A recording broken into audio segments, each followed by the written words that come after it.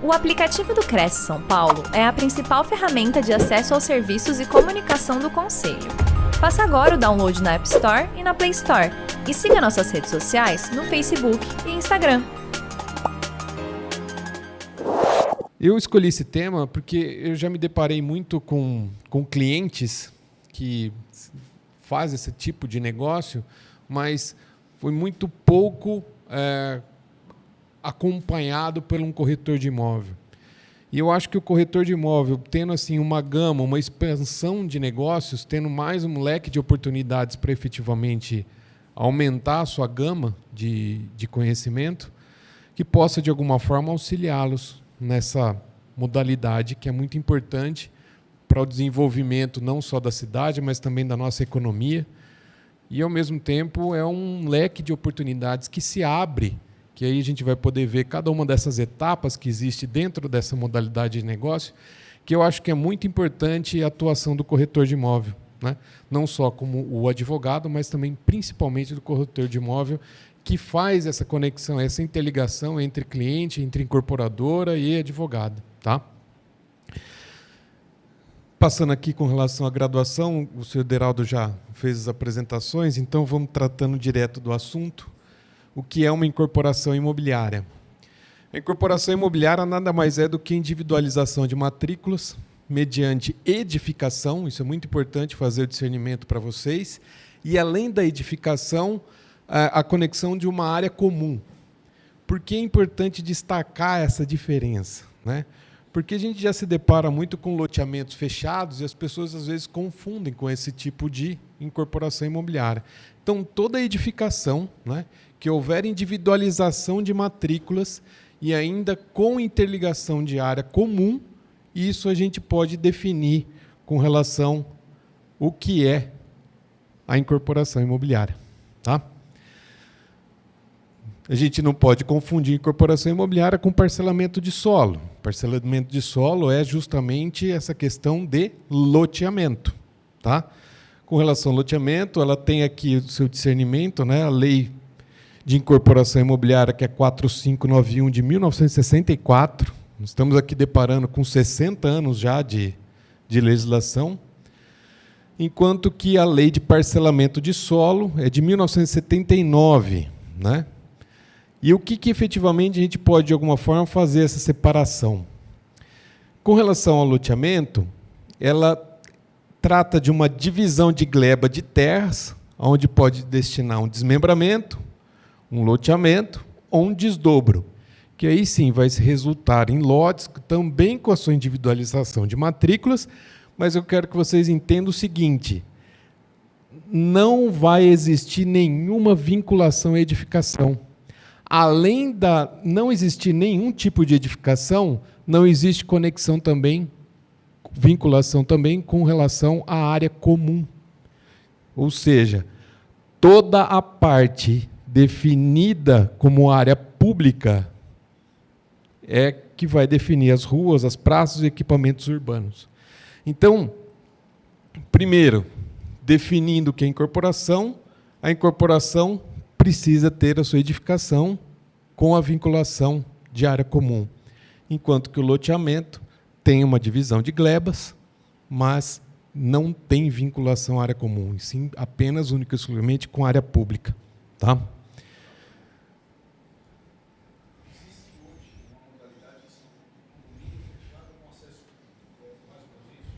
Então, aí a gente vai tratar exatamente dessa questão.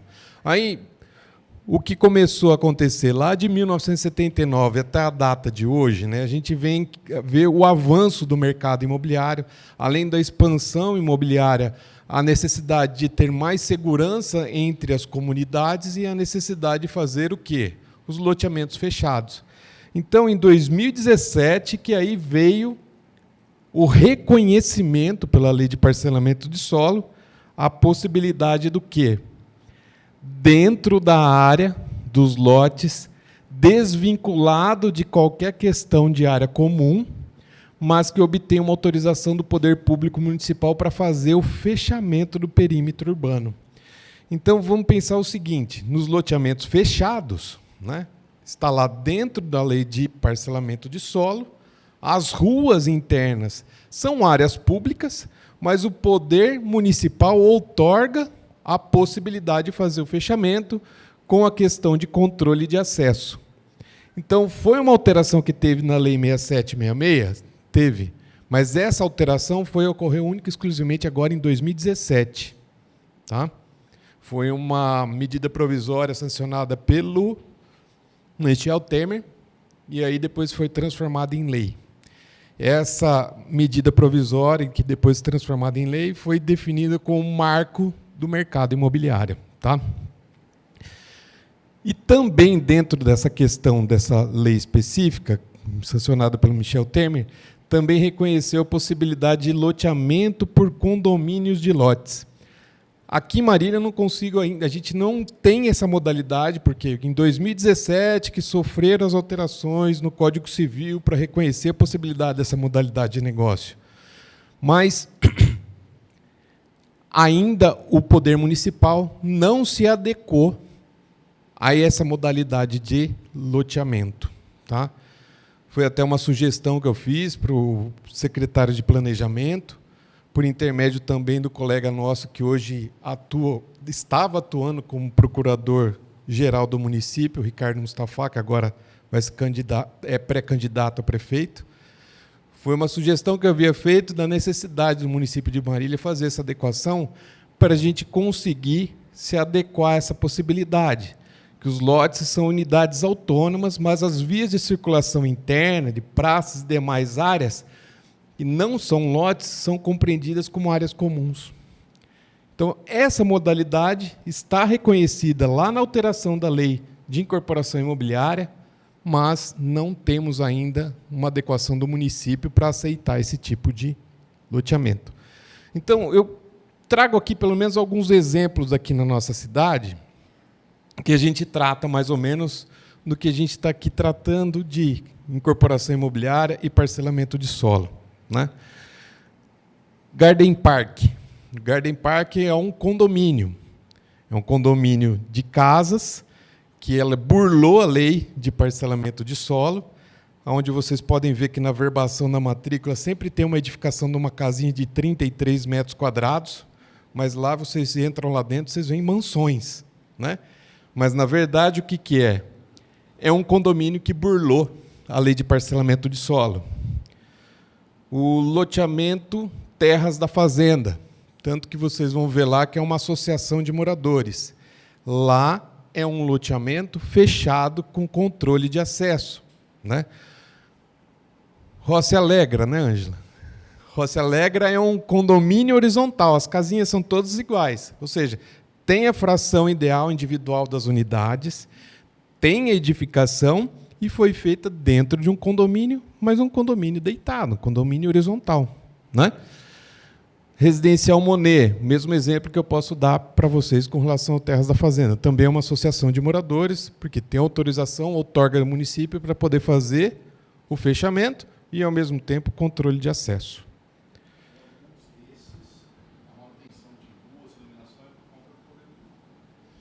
Quando o poder público faz a outorga para fazer o fechamento, ela também transfere a responsabilidade de manutenção e conservação das ruas internas. Existe a possibilidade. Porque, queira ou não, vai deixar nunca de ser uma área pública. Né? Então, assim, por exemplo, eu advogando para o Terras da Fazenda, nós deparamos com uma situação da necessidade de colocar lombadas. Colocar lombada numa via pública, apesar de estar dentro do loteamento. Então, precisamos fazer um requerimento para a Endurbe, para o município, para que autorizasse fazer as alterações nas vias públicas internas do loteamento. Tá? Eu não estou citando... Oi? Sim, é a manutenção e conservação e uso da própria área interna. Né?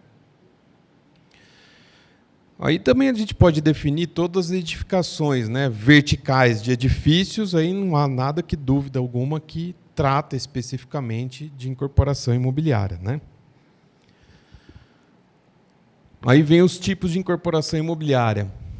Eu consigo aqui, de alguma forma, apresentar para vocês 3 tipos de incorporação imobiliária. Tá? A incorporação por conta e risco do incorporador, por empreita e por administração. Eu vou definir cada uma delas para vocês. Mas o mais comum que a gente se depara é quando a incorporadora ela vai lá por conta e risco e faz o empreendimento e vende as unidades. Né? Em contrapartida, vamos já, por conta e risco do incorporador. Ele vai, por conta e risco, fazer empreendimento, sem a necessidade de custeio inicial do empreendimento por intermédio dos condôminos. Né? Então, primeiro, ele capta recurso financeiro através de instituições financeiras, ele capta recursos financeiros através de venda das unidades a terceiros adquirentes. Também existe a possibilidade dele não desembolsar recursos financeiros para aquisição do terreno através de permuta, dependendo do tipo de negócio que eles efetivamente fizerem. Né? Mas esse modelo aqui é o mais comum que a gente se depara hoje na realidade do negócio. Com relação à empreita. Empreita é quando um incorporador ele contrata uma construtora para executar a obra. Tá? Essa modalidade aqui é muito difícil a gente se deparar, porque, queira ou não, ela vai se confundir já diretamente com por administração. Administração, o que vai discernir hoje? Utiliza recursos dos condôminos para fazer o custo da construção.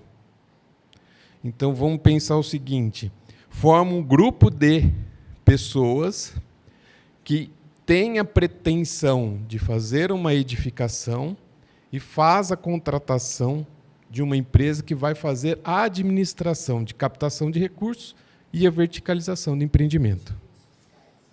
Mais ou menos isso. Tá? Os fiscais, eu posso dizer para vocês que eles são mais fechados. Né? Eles formam um grupo próprio, né? Mas existe a possibilidade também de vocês, na condição de corretores, oferecer para terceiros que possam, de alguma forma, fazer parte desse grupo. Mas aqui está muito bem definido, né? Todas as faturas, duplicatas e recibos, documentos, tudo com relação a essas transações, é tudo muito feito e administrado para o custo da obra. Então, quando é destinado ao custo, é diferente do preço fechado, que é aquela primeira modalidade. Por isso que eu falo que a empreita não é muito comum que efetivamente acontece. Tá?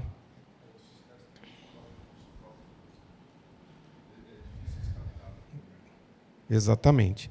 Então, eles fecham o custo da construção, bancam a construção, tanto que depois existe a viabilidade e a valorização do imóvel com relação ao preço de mercado.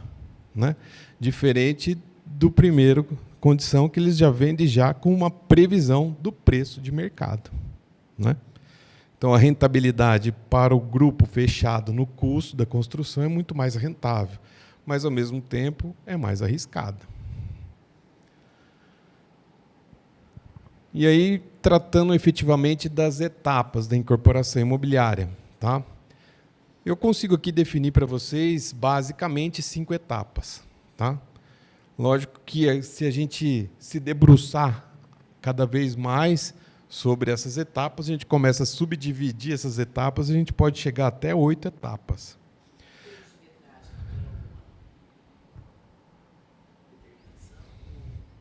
Não. O que eu vou dizer para vocês são as fases que, efetivamente, a gente se depara numa incorporação imobiliária. Que eu acho que esse momento aqui é o mais importante para que vocês possam entender e abrir mais um leque de oportunidades para que vocês possam captar essas etapas e ver quais são os momentos que é o mais importante do corretor atuar. Não é?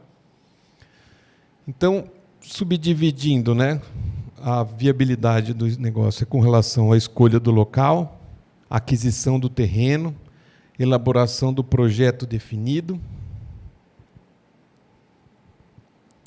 o memorial de incorporação e o registro da incorporação.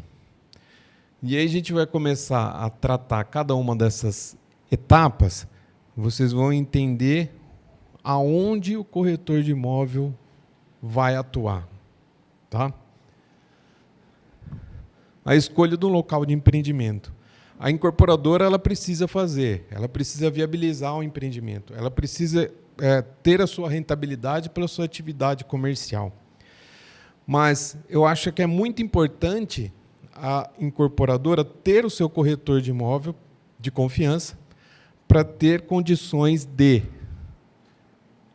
viabilizar o empreendimento, entender o que é importante na região, na cidade, no local, a destinação que efetivamente é feito o empreendimento. A incorporadora ela não vai conseguir chegar numa decisão dessa deliberada sozinha. Ela vai precisar sempre da opinião de um corretor de imóvel. Então, a análise dessas questões com relação ao estudo arquitetônico local, bem como a análise preliminar de viabilidade econômica e financeira do investimento. Então, quem vai tratar de preço futuro das unidades? O corretor de imóvel, que tem a gama dessas informações de produtos similares que estão sendo vendidos na região, quanto que está sendo vendido e o que é mais importante para que vocês possam, de alguma forma, auxiliar a incorporadora, que é essas informações que eles precisam para, de alguma forma, viabilizar. Existem também a questão de viabilidade econômica, justamente com relação à aquisição do terreno, né? Quanto que isso está sendo ofertado no mercado, quantas negociações que já houveram de terrenos na região, para que possa, de alguma forma, chegar nesses custos para entender com relação ao empreendimento. Análise jurídica é justamente a análise das certidões, né? Vamos ver se, porventura, o local onde for definido a execução do empreendimento precisa fazer o levantamento dessas certidões, né? Se, porventura, existe algum impedimento que possa, de alguma forma, inviabilizar o empreendimento que vai ser construído no futuro. Então, é um trabalho preventivo que a gente deve fazer para, de alguma forma, viabilizar ou não também. Tá?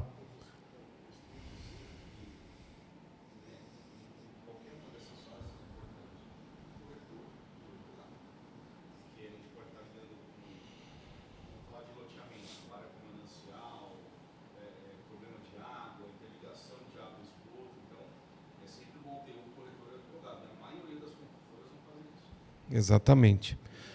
Eu acho que também o engenheiro, você mencionou muitas questões que eu acho que é com relação à questão ambiental também. O engenheiro ambiental, que ele tem condição de fazer um trabalho preventivo de estudo, né? Aquisição do terreno, então vamos pensar já nessa próxima etapa, se de alguma forma, fazendo esse cálculo preventivo de viabilidade econômica e financeira, também analisando também essas questões de aquisição do terreno, né?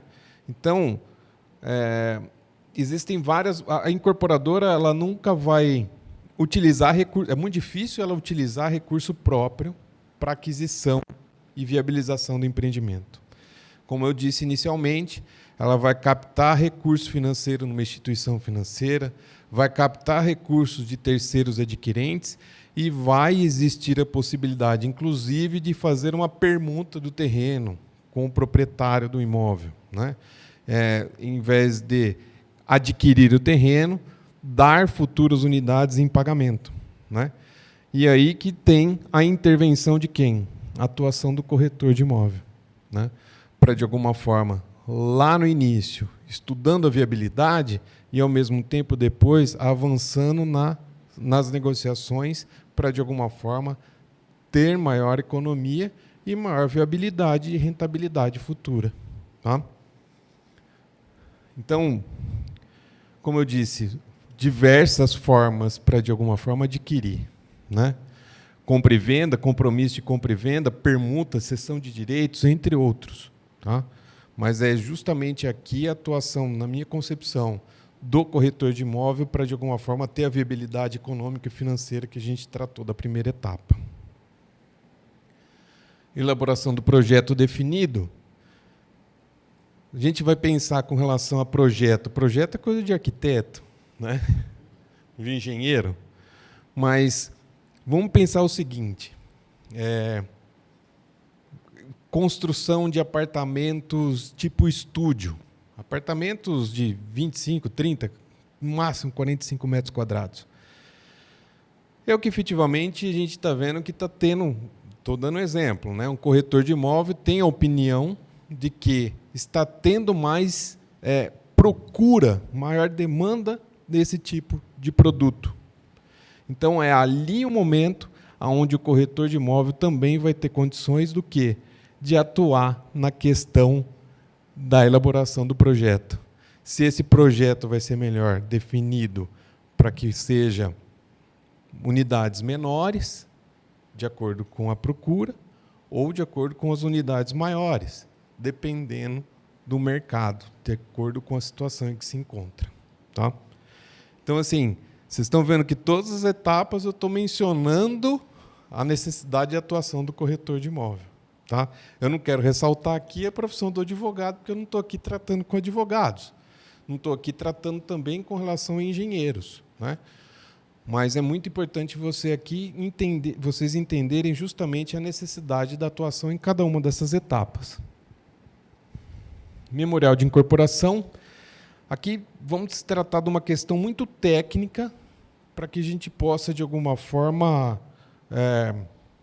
entender o que se trata nessa etapa.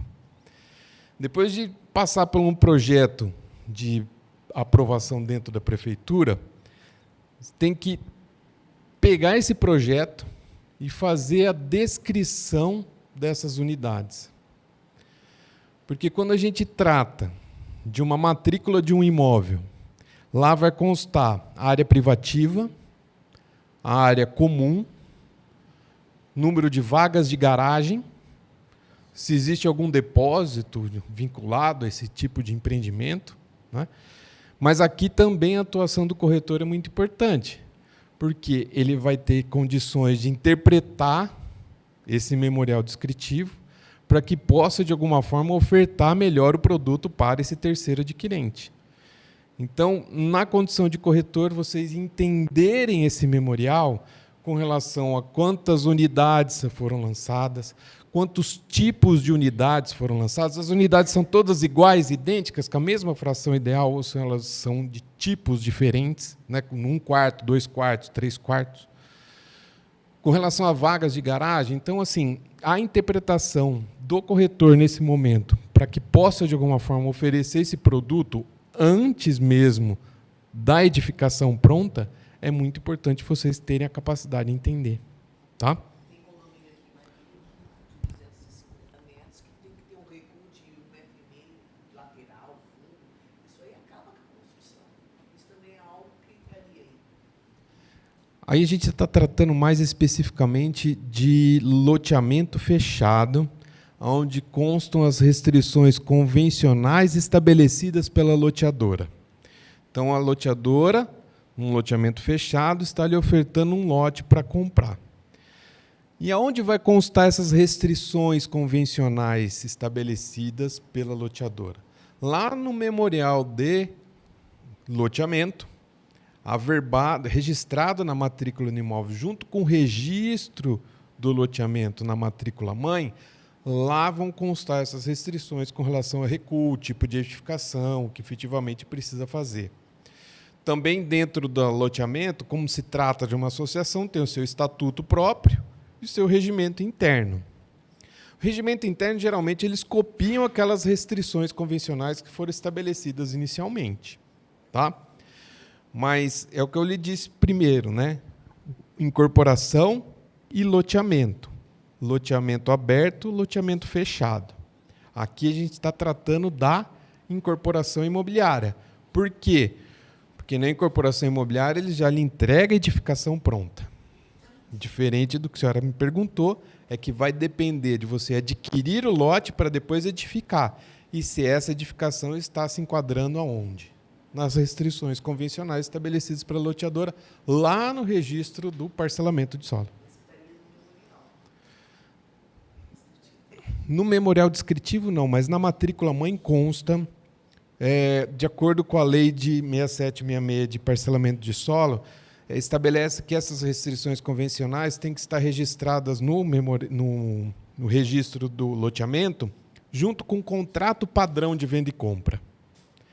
Geralmente, os cartórios de registro de imóveis, eles colocam uma verbação na matrícula-mãe dessas restrições. E aí depois reporta na matrícula individual de cada lote que constam restrições convencionais estabelecidas pela loteadora no registro da matrícula-mãe. Tá?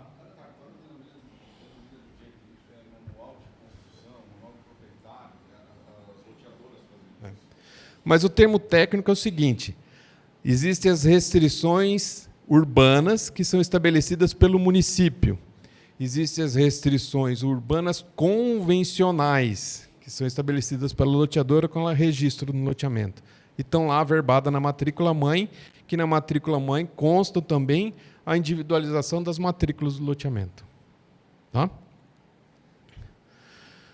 Mas aqui, memorial de incorporação, a gente está tratando do quê? Do que já será edificado. O que será entregue para os adquirentes, para, de alguma forma, eles recebam e tenham condições também, no memorial de incorporação, saber, com relação à descrição dos equipamentos, dos materiais que serão utilizados, quais serão o tipo de porcelanato que vai ser posto no piso, tipo de louça que vai ser colocada em cozinha e banheiro, entendeu? Tudo isso vai constar ali. Por quê? Porque vocês estão querendo ou não vendendo um produto que ainda não existe, que será entregue no futuro. É uma promessa de entrega. Mas nessa promessa de entrega vocês vão ter condições do quê? Ah, mas eu preciso conhecer esse produto. Aonde eu vou saber?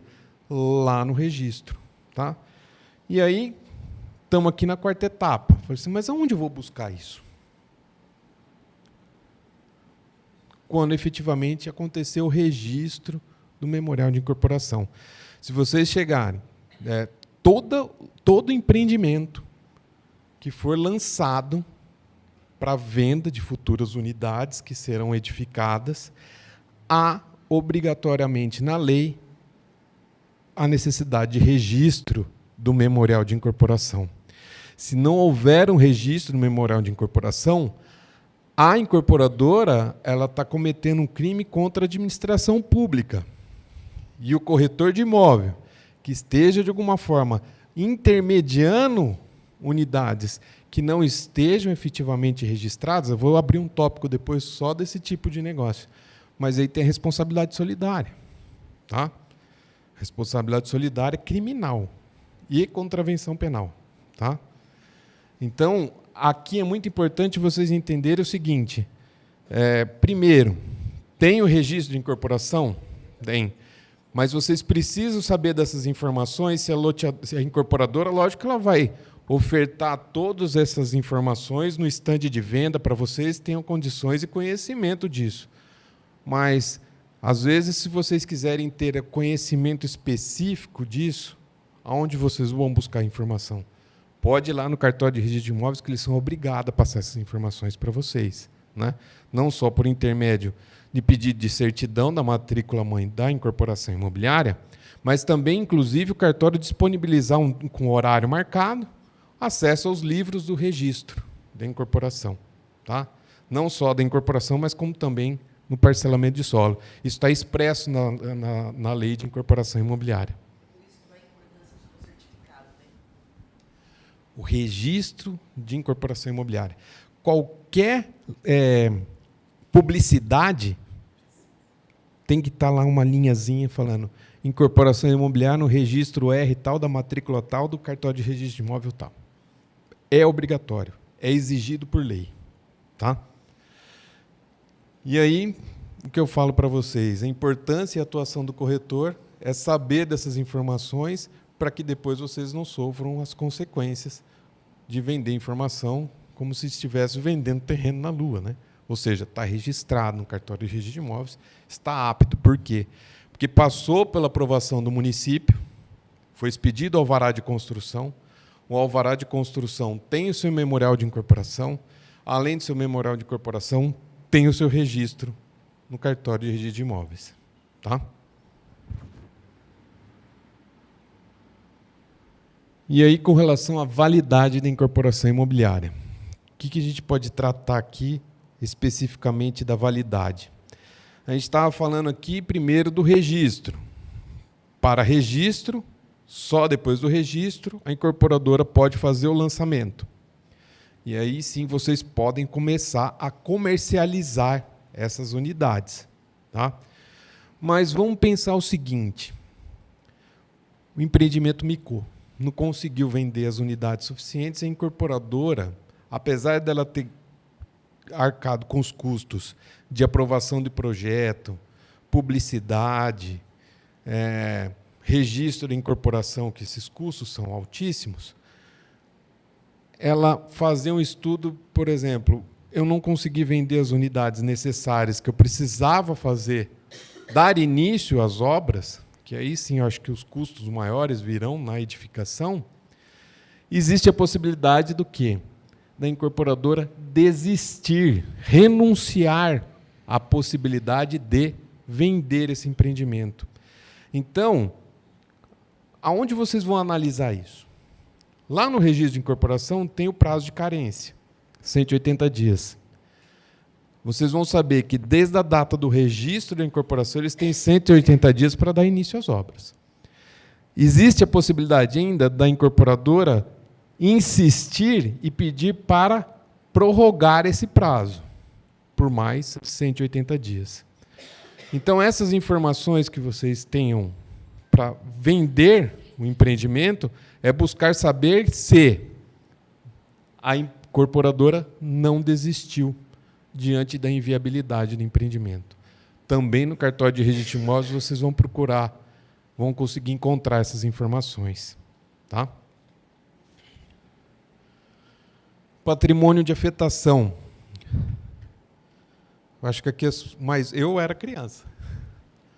Mas as pessoas mais velhas vão se lembrar do caso Encol, que aconteceu há muitos anos, na década de 90, né, no início da década de 90. Um monte de esqueleto aqui, Marília, inclusive, ficou bastante esqueleto abandonado aí, de empreendimento que a incorporadora quebrou e aí, consequentemente, não deu sequência na entrega das unidades. E aí, em 2004, foi uma lei copiada por uma lei americana, por intermédio e sancionada pelo nosso atual presidente, o Luiz Inácio Lula da Silva, lá em 2004.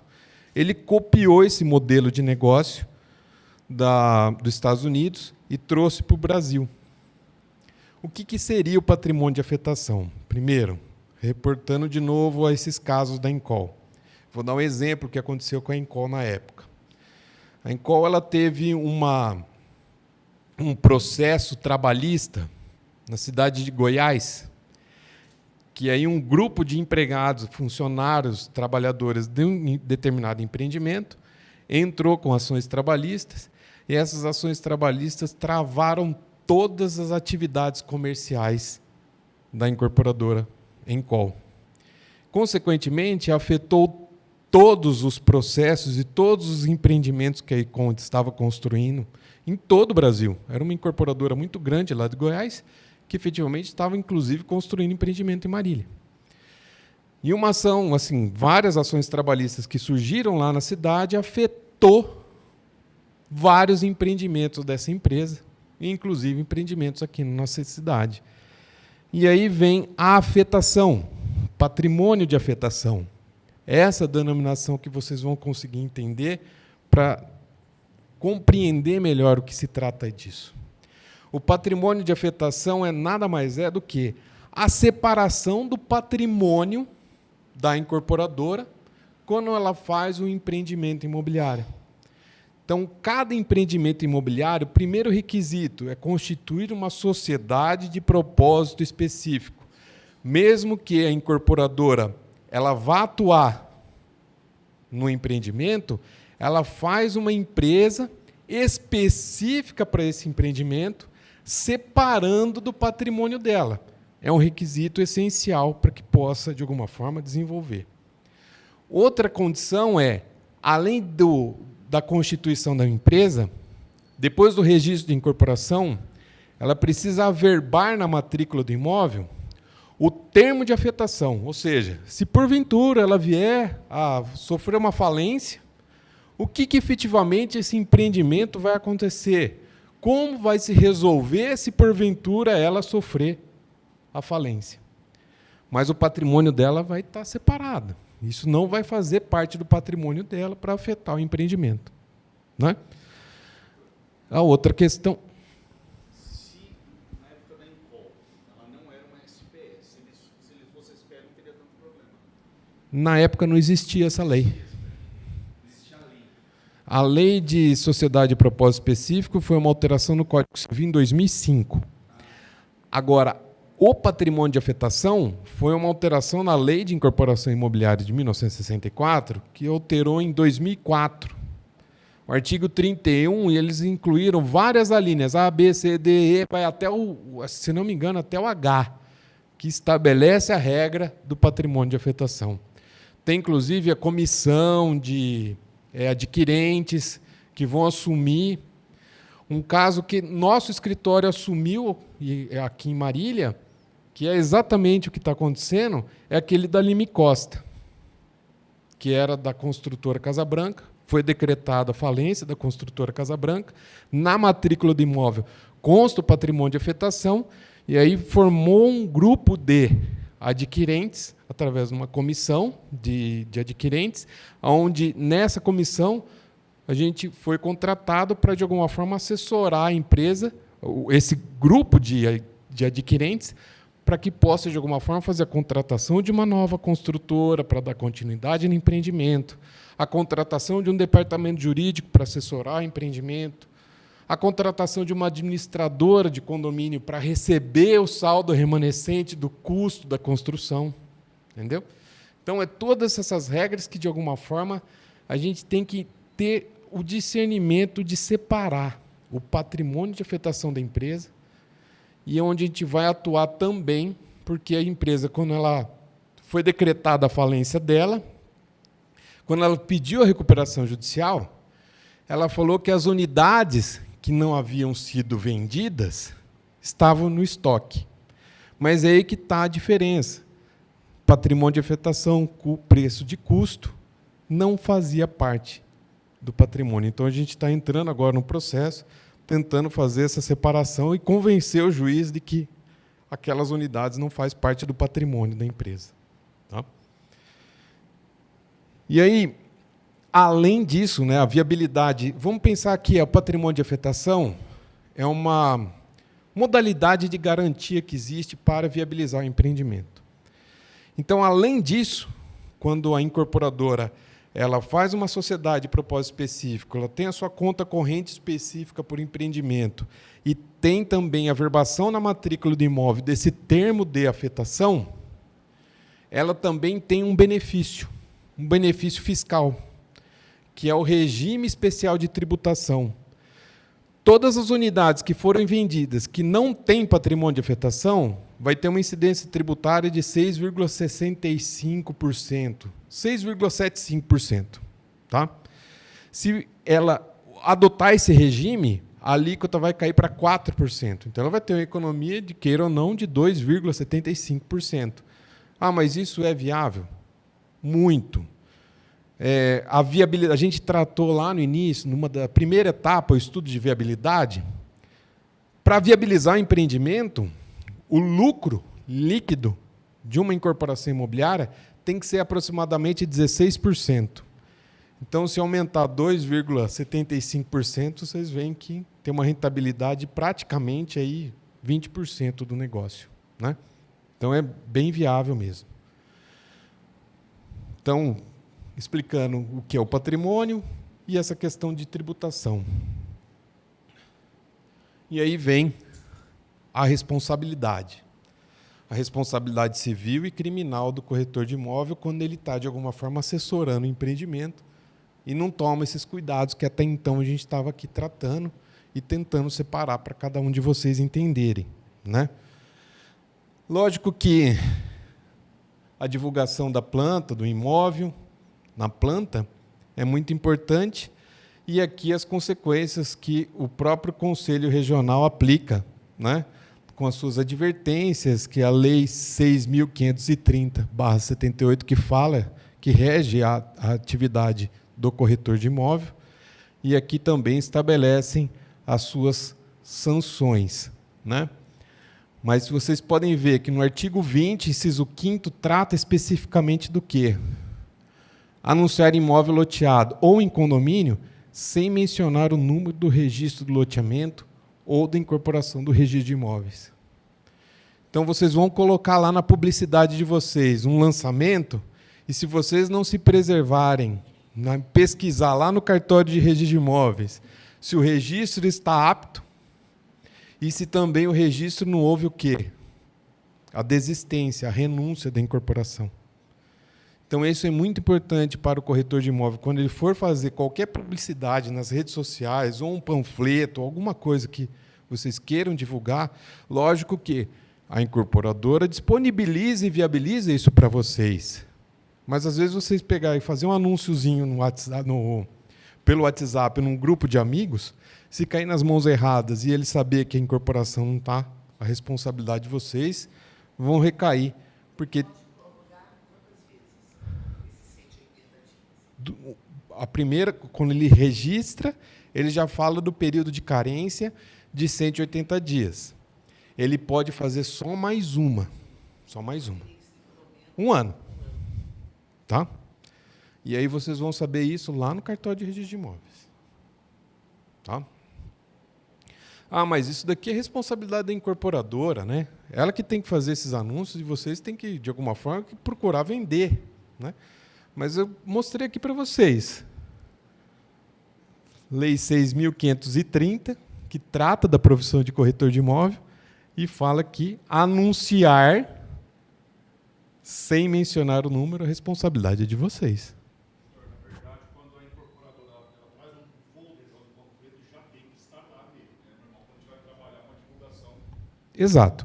Ela já disponibiliza para você o portfólio. Pela nossa publicação é diferente. Exatamente. Mas aí o que eu falo, você usa as redes sociais para divulgar algum produto seu? Aí a responsabilidade é sua. Você pode até tirar um print da tela do folder que ele disponibilizou para você e colocar nas redes sociais. Mas e se venceu? Exatamente. Tá? É isso que eu acho importante para vocês, corretores de imóvel, sabendo se decaiu ou, de alguma forma, já acabou esse prazo de registro, se efetivamente consta esse registro. Fazendo até para anúncio de terceiro, eu pego muito no velho, porque é bloqueado em marketplace. Todo mundo divulga a parte terceira. Eu sempre cobro o corretor. Amigamente, pessoal, só o corretor de imóveis profissional capacitado, por favor, coloque o CRES, né? Eu sou o CRES físico, CRES jurídico, né? O CRES exige isso do corretor, mas aí o pessoal entra com uma... Eu acho que o que você está tratando exatamente essas questões estão nessa previsão do próprio CRES, no artigo 20 e seus incisos. Eu estou tratando o inciso 5º, que é da incorporação e de loteamento, né? Mas muito bem observado e tenho certeza que está aqui entre esses demais incisos aqui do próprio artigo. Exatamente. Tá?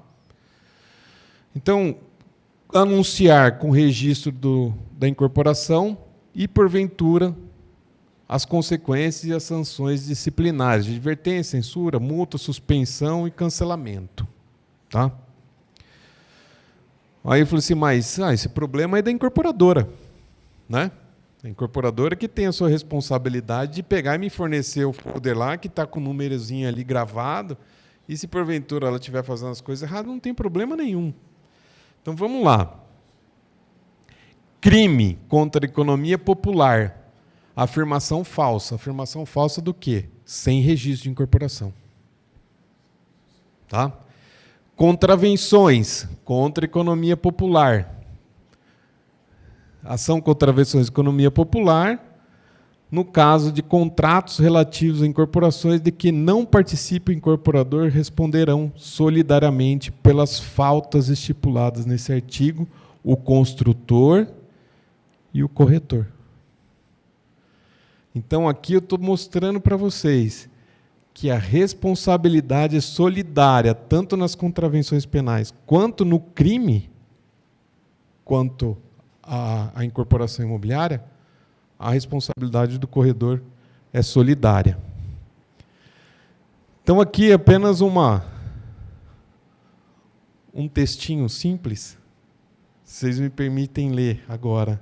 A única certeza que tem hoje, diante de todos os fatos apresentados, é que, por questões legais e também sociais, o corretor de imóveis, além de ser intermediações das transações imobiliárias, deve ter certeza de um negócio seguro, não admitindo assim afetar ou negociar qualquer empreendimento que não esteja em situação regular.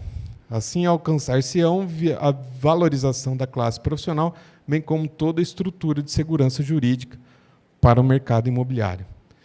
Então, gente, o mais importante em todo esse contexto que eu tentei aqui mostrar para vocês é a viabilidade do negócio e a importância da atuação do corretor de imóvel e, ao mesmo tempo, fazer a divulgação do negócio e um negócio que efetivamente seja regular, né, e que também não tenha nenhum tipo de clandestinidade, porque eu provei aqui para vocês que vocês são responsáveis solidariamente se porventura fazer esse anúncio falso dessas informações.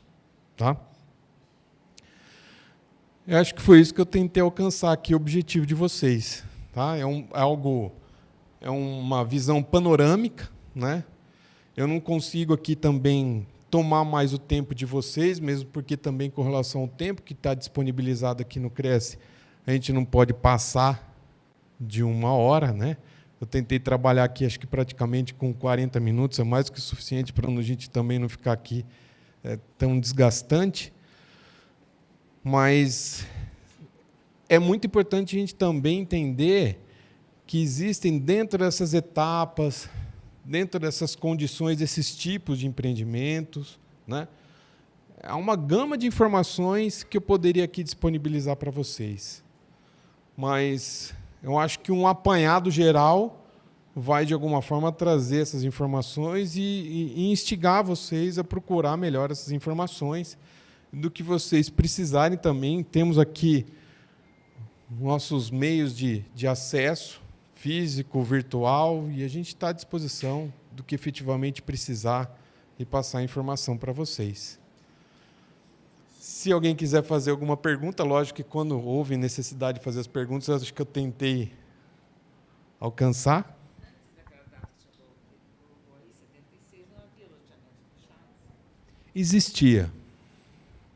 Mas os loteamentos, eles não tinham tanta fiscalização, tantas exigências com questão ambiental. Não haviam essas preocupações, né, com questão ambiental, com alargamento de ruas. Porque antigamente, lá, antes de 1979, a gente não pensava em quanto que haveria necessidade de alargar as ruas. Então, a gente tratava de determinadas regras que ficavam sem uma padronização. Então, o que a lei de 1979 veio a agregar? Primeiro, estabelecer essas regras, né? Limite, capacidade de utilização de área, né? E o mais importante a senhora entender é o seguinte, área institucional e área de equipamento urbano. Antigamente, não se preocupavam com praças, não se preocupavam com disponibilidade de área para construção de escola, hospitais. Então, a loteadora, o que ela queria? Ter a maior quantidade de lotes para viabilizar o empreendimento e ter mais rentabilidade. Então, o que a lei de 1979 trouxe? Primeiro, padronização de ruas, capacidade de uso da área útil de cada lote. E também uma disponibilização de 5% para a área institucional, que é justamente a destinação para praças, essas áreas públicas, né? E também estabelecendo determinados equipamentos, como tratamento de água, captação de água pluvial, captação de esgoto, né? Queira ou não, antigamente, a senhora toma, por exemplo, a cidade de São Paulo. Imagine se essa cidade tivesse essas regras de 1979, lá em 1900. Eu acho que o Tietê e o Rio Pinheiros não teria tantas consequências que tem hoje com relação ao esgoto, né? Então, acho que Eu tinha 2 anos de idade quando essa lei entrou em vigor. Eu não tinha assim essa referência. Mas se a senhora parava para pensar, aqui em Marília, por exemplo, onde tem o Shopping Esmeralda. O Shopping Esmeralda ali, a senhora vê que tem muita loja maçônica, tem centro espírita, tem associação de dentista, tem um monte de área que era institucional, que depois a prefeitura doou para essas entidades. Era um loteamento que estava sendo construído mais ou menos nessa época, e essa lei entrou em vigor, o negócio ficou parado, enquanto que não sofressem algumas alterações no município, nessa regra do loteamento, para se adequar. Então, por exemplo, o nosso escritório está ali na frente, tem uma praça gigante. Tem uma área institucional que praticamente não tem finalidade nenhuma na frente da loja maçônica PLT. Tem a Associação dos Engenheiros e Arquitetos, que também foi doada essa área institucional. Tem a Casa do Bispo. Então, todas essas áreas, para que se destinasse a aprovação do empreendimento, essa lei entrou em vigor mais ou menos na época em que o loteamento estava sendo desenvolvido, né? Então, a senhora parar para adaptar, entender essa interpretação da lei, quando ela entrou em vigor, as consequências que afetaram o tipo de empreendimento. Aí vamos pensar naquele loteamento perto da Santa Casa. A senhora não vê nada ali de praça, a senhora não vê nada a não ser uma área que foi doada para a construção do hospital, mas acho que ali foi mais beneficente. Mas a lei não exigia, né? Mas a construção de equipamento urbano, que foi o DAI ali do lado, que tem ali a construção desse acesso, as informações que foi destinado. Então, são loteamentos onde o desenvolvimento tinha mais lote do que área pública, né?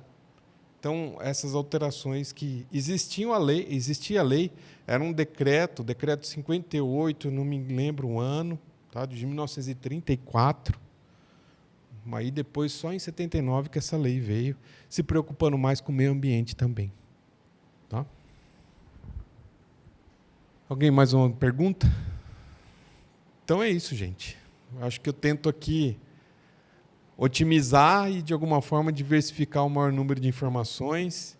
E se vocês, porventura, quiserem saber mais de alguma coisa, temos aí nossos meios de comunicação. Tá bem? Obrigado a todos pela atenção.